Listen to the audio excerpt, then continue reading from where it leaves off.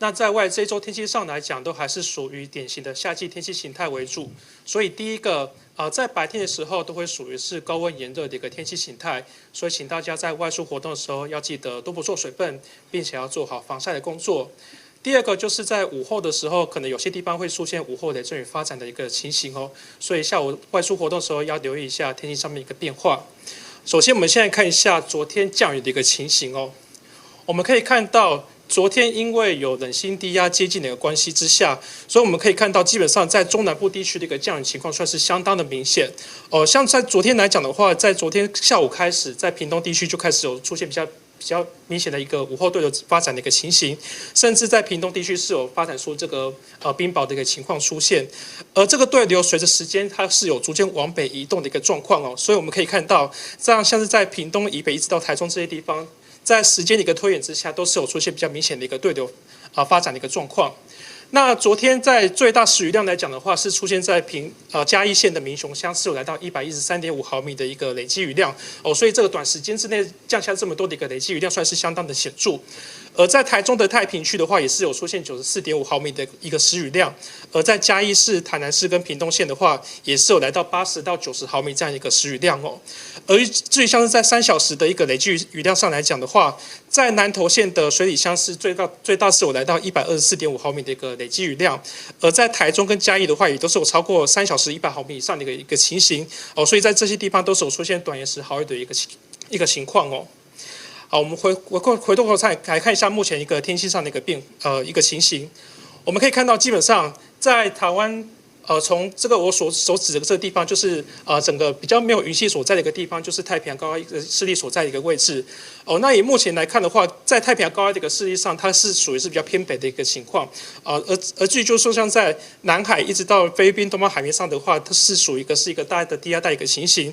所以我们可以看到，像是在南海一直到菲律宾东方海面这边是有一个云系正在发展当中。只是说目前来讲的话，因为还是没有一个比较明显的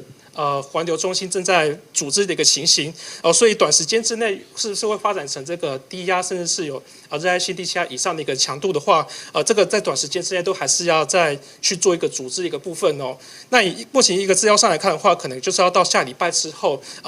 在这些洋面上面才会有一些就是有一些对这个低压的一个系统开始会有逐渐发展的一个情形，而至于就是说到时候在低压发展之后，这个低压环流的一个范围所在的一个位置，以及高压它的一个势力范围会是如何的话，这个可能就是要下周之后要持续做观察的一个地方哦。那我们台湾附近的一个天气上来讲的话，我们可以看到这个隐约中有一个逆时钟环流的一个云系。旋转的一个地方就是冷性低压所在的一个位置目前的话，它已经是来到了台湾的南部的一个区域那未来的话，它会是持续往西的方向去做移动，然后进入到中国这一带的一个情形。所以在今天来讲的话，可能在午后雷阵雨还是会比较明显一些哦。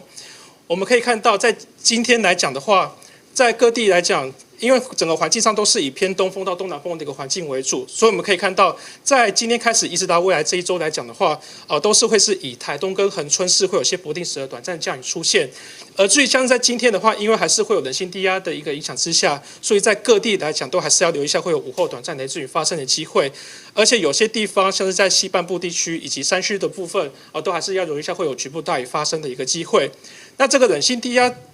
逐渐远离之后，到了28号之后，基本上我们台湾附近的风场上都会是以偏东风到东南风的一个环境为主，所以在这之后来讲的话，在台东恒春都还是会有些零星的短暂降雨出现，而在午后雷阵雨区域，主要就是以西半部，特别像是在桃园以南地区的话，都还是要留下会有午后短暂雷阵雨，另外像是在山区部分的话，也是要留下会有午后短暂雷阵雨发生的一个状况。